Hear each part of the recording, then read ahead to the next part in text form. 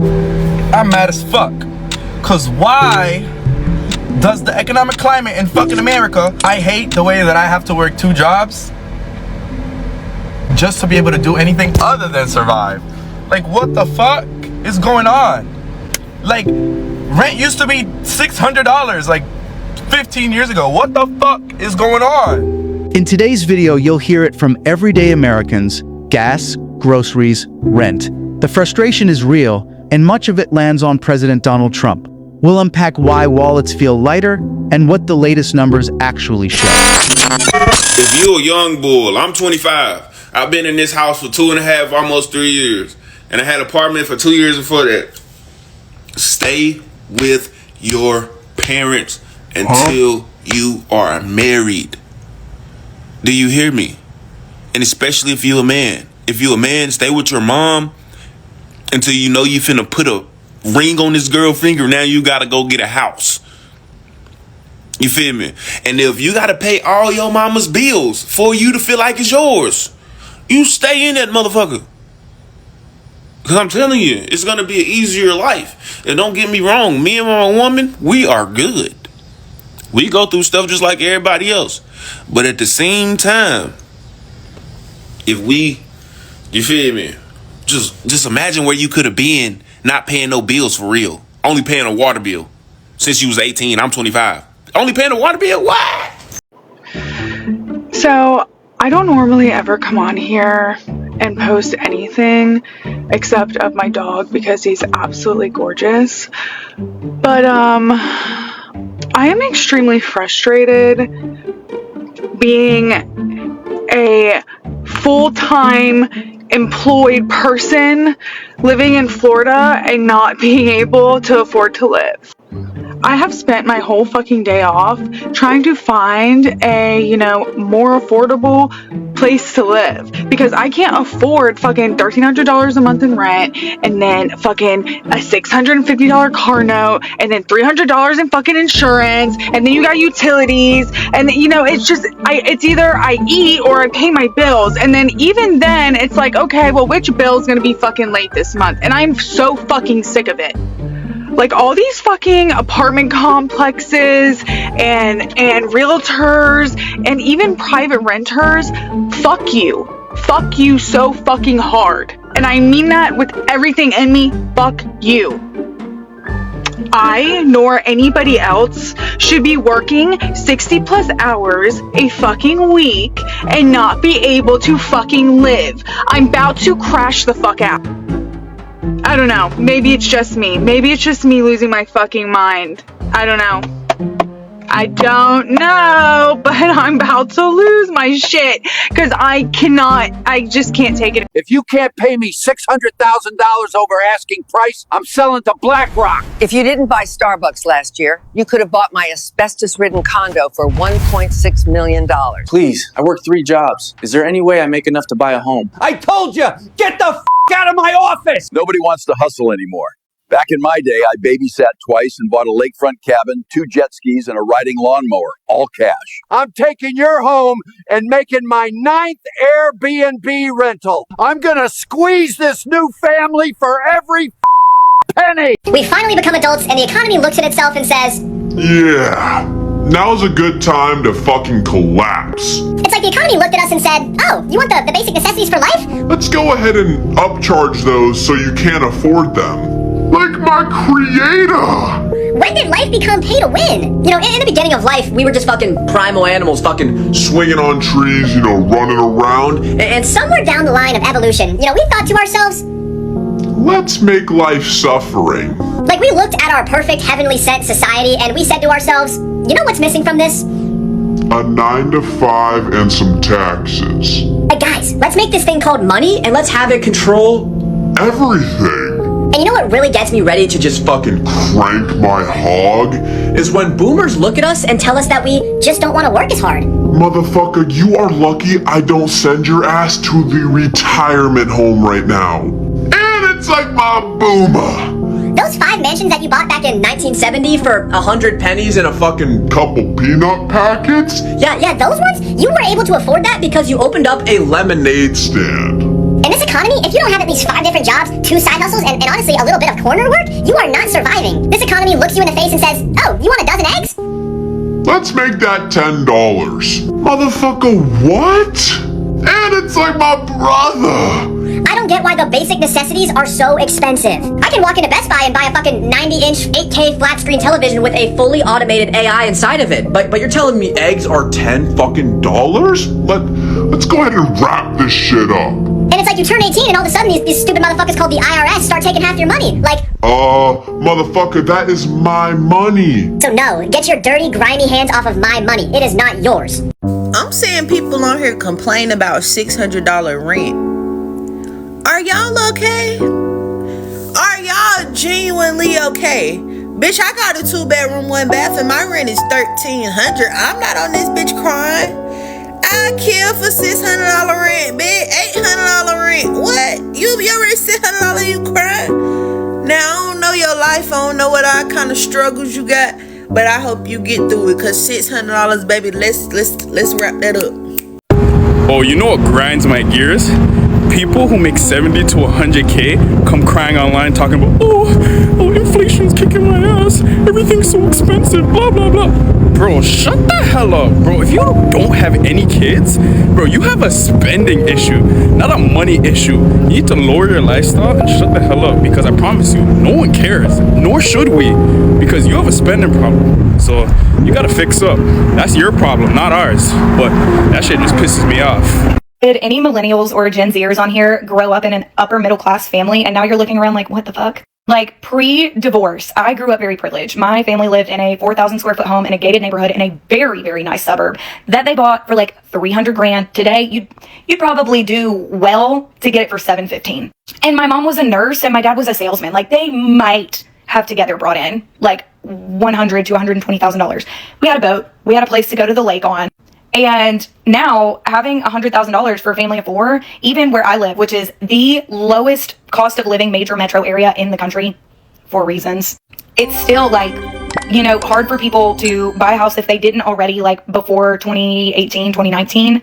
Most of us have no savings, and it like literally didn't matter if we went and got a degree or started a business or learned a trade. Like, it's the cost of living is so freaking absurd by comparison. And like, most of our parents' generation doesn't get it.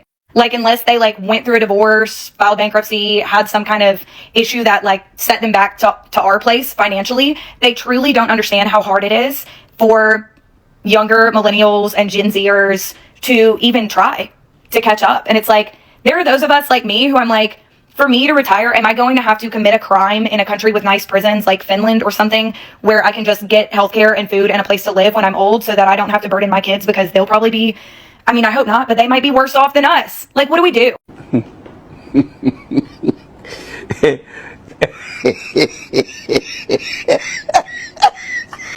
Part of me feels so bad, but ooh, not that bad. Men are expected to pay for all the dates. Men are expected to pay for your nails, hair, all these things. In today's economy, it's a lot of money. It's a lot of money. Yeah. And so the thought is, it's like, why is that the norm? Why is that the expectation?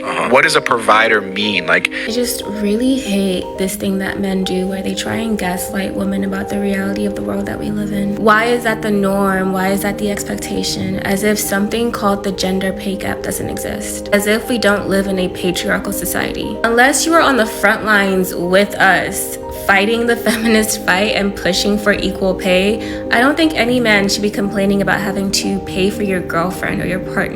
Like, what? Women did not have bank accounts like 50 years ago.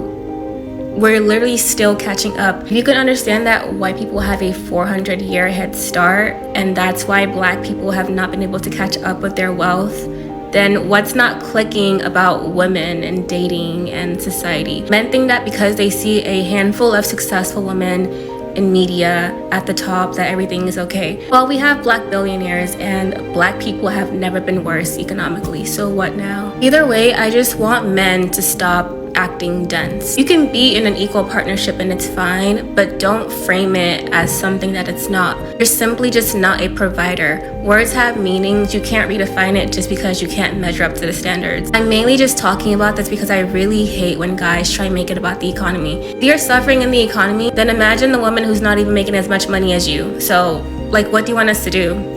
The economy is so bad, even the rich people are losing their jobs. One of my wealthy clients lost his job 2 weeks ago. It sucks too, because I mean, on a personal, like, you know, kind of selfish level, I was about to sell a project to him that was gonna make me like $15,000. So I'm like, man, like, hey, how's it going? Like, what's up? Like, and I was waiting on it because it was gonna make me some money, right? But this guy I've built a relationship with, he kind of understands my business model, what I'm trying to do. He's like, man, you're gonna make it one day. I like what you're talking about. He's like, but it's hard running a business. He said, I used to run a landscaping business, you know? Like, and eventually I gave it up and, you know, I started working office job. And I get that you don't like office jobs. I was like, yeah, I was telling him, I can't do office jobs no more. I hate the stupid meetings. I hate the hierarchy. I hate going into the office. I hate all of it. He's like, man, I get it. But he's like, just hear me out. He's like, just, you know, you have an engineering degree, go back to the office. You could work a job, you know, after a few years and you raise up the ranks a bit, you know, you won't have to be in the office as much. You might be able to be a little bit hybrid. Like, look at me. Like, even like, I don't go in all the time. And, you know, I'm making very good money right now. I'm like, he's probably around like the 200K mark. So I hit him up, and because I've been following up for about a month and a half now, because he's like, I want to do this. I need to do this. He owns a fourplex. So it's like a nice fourplex in the South Bay in California Bay Area. So it's bringing in money. And I'm like, hey, so like, you know, what's the most recent updates? Like, man, I got laid off. I was like, damn. Like, I felt bad for him. I also felt bad for me. But think about that. Like, he was telling me, oh yeah, you basically conform. Whole time I'm telling him, no, you gotta have a business because you need a backup. The economy is bad. You cannot purely rely on just having a job anymore. Type of bitch you don't give a fuck. If you've noticed, food especially is getting so damn expensive in the US right now. You're not alone, and please stop scrolling. So, if you read the news at all, you might have been seeing headlines like this: Jerome Powell's fight against inflation. How bad is the economy gonna get? Why? The Fed is risking a recession. Somebody's okay with that. If you're wondering what the hell is going on, let me translate. So if we think about everything in terms of supply and demand, we have tons of supply chain issues, but the demand is there. Our economy, like, we have money, we've saved up money, we can spend right now. Companies see us and love it, and so they're raising prices. But the government hates it because they can't control the prices anymore. So to fix it, the government was like, let's affect the demand side. What that means is they want to cut 1.3 million jobs and essentially soften the economy. The goal here is for the middle class to deplete their savings so that we spend less. But if that makes no sense to you, it's because it doesn't. Follow for part 2. Not to come at everyone, but some of y'all need a reality check, because I just think it's so funny when people complain about the state of our economy and inflation and housing and all that. And you look at their lifestyle and you're just like, but you just came back from your 3rd trip this year. You are on your way to Pilates and Botox in your $50,000 car, and you are dressed in Lululemon, Aritzia, Goyard, and Prada, and you're sipping on your $7 latte even though you have a Breville at home. I get it. I do hear you. It is harder to buy a home now than it was in 2010. But also in 2010, I honestly don't know that many people who were Googling where to do Pilates or where to get a Russian manicure. Instead, everyone was Googling how to DIY your nails. Even something like the example I mentioned, like Lululemon, which is not even that expensive. But the thing is, from like 2008 to 2015, and granted, I was like a kid, teenager back then, but I didn't know anybody, honestly, who would spend over $100 on leggings. And I didn't know anybody my age who had like luxury bags. Now that's the norm. Like, the norm growing up was to shop at Forever 21, and this was like middle class to slightly upper middle class. It's like, yes, you don't have a home right now, but you have luxuries that the 15-year-old you would have only like dreamed of having. It is normal to not have everything right away, and it's not always the economy's fault. Hey all, it's Friday, so it's time for your weekly roundup of how the economy is doing under Trump. Spoiler alert, not great. First up, 1 in 3 Americans now say their finances have gotten worse this year. That's almost 100 million adults struggling more than they were 12 months ago. Consumer confidence, that just dropped unexpectedly for the first time in months. Basically all that means is that people are now starting to get scared about money. Inflation is accelerating again. Core prices rose at the fastest pace in 5 months, and producer prices had their biggest jump in 3 years. In fact, those grew 4.5 times faster than economists expected. Grocery bills, well, I don't need to tell you, they're skyrocketing. Vegetable prices spiked almost 40% in July alone thanks to Trump's tariffs and mass deportation. 40%. And yes, now veggieflation is a thing. Coffee and tea prices are up. Beef is way up. And apparently we also now have bananaflation. Even Arizona iced tea is looking at raising its prices for the first time in 30 years because of aluminum prices. Wow. Fast food sales are tanking. Places like Chipotle, KFC, and Wendy's saw sales drop up to 7% because people literally can't afford to eat out even there anymore. There's a slowdown at fast casual restaurants as well. In fact, restaurant sales across the board are just down. Check this out. We just hit the highest rate of layoffs since COVID. Over 800,000 job cuts announced so far this year, and the deficit up 20% this year, approaching $37 trillion. Remember when Republicans cared about that? Meanwhile, Trump's approval rating on inflation, well, as of today, he's 27 points underwater, as unpopular as Biden was in 2022. And that's it for today. See you next Friday for another round of economic winning, assuming, of course, Trump doesn't shut down social media to stop these numbers getting out. I might not be the only one that feels this way, but over the last few months, I've never felt more disconnected. I've never cared less. I wake up and I just don't care. I don't care about politics at all. I don't care about the stock market. I don't care about the economy. I don't care about gas. I don't care about the price of food. I stopped caring about my taxes. Income taxes, property taxes, everything financial, everything taxes, politics, the news. Before the election, I was so excited to vote. I was always on the news, I was listening to the news, I was researching stuff, and anymore with how things have been going, I just don't care anymore. I don't know if anybody else feels this way, but man, I just get up, I go to work, I do my thing. But as far as politics, economy, the president, I just don't care anymore. I honestly do not care.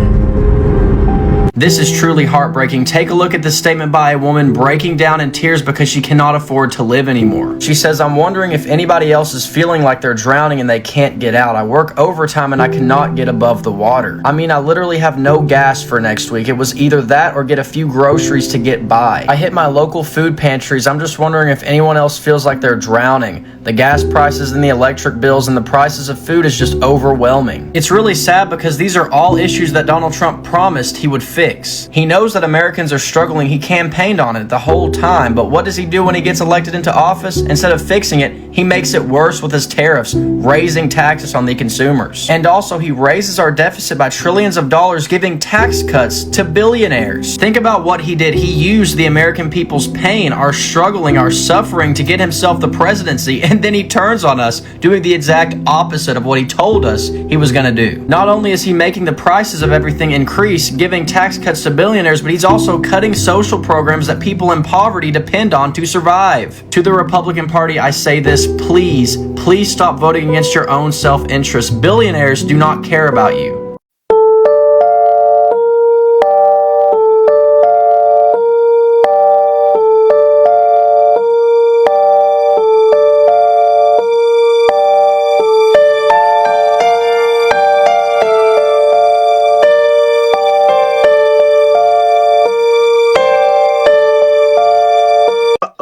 More bad news for Donald Trump, and the guy is losing it.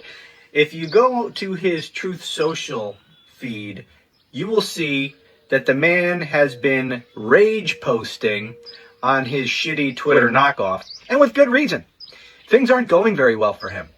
His benefactor, the man who bought the presidency for him, Elon Musk, yeah, he's trashing Trump and his big, beautiful piece of shit bill that passed the House because Trump wanted it and is now in the Senate.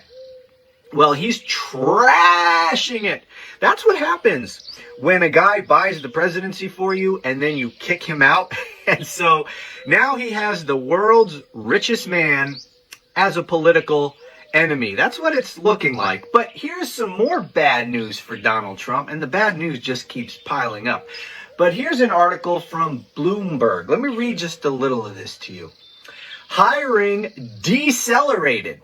For you MAGA cultists who might be watching that means that hiring is slowing down. Decelerating, that's the opposite of accelerating. So accelerating, go fast. Decelerating, go slower. So that's what's happening to hiring.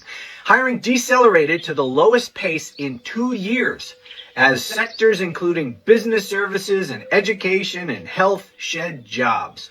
Private sector payrolls increased by 37,000 last month. Now, some of you might be thinking, well, increased, that's good, right? Well, they were expecting the economy to add 110,000 jobs last month.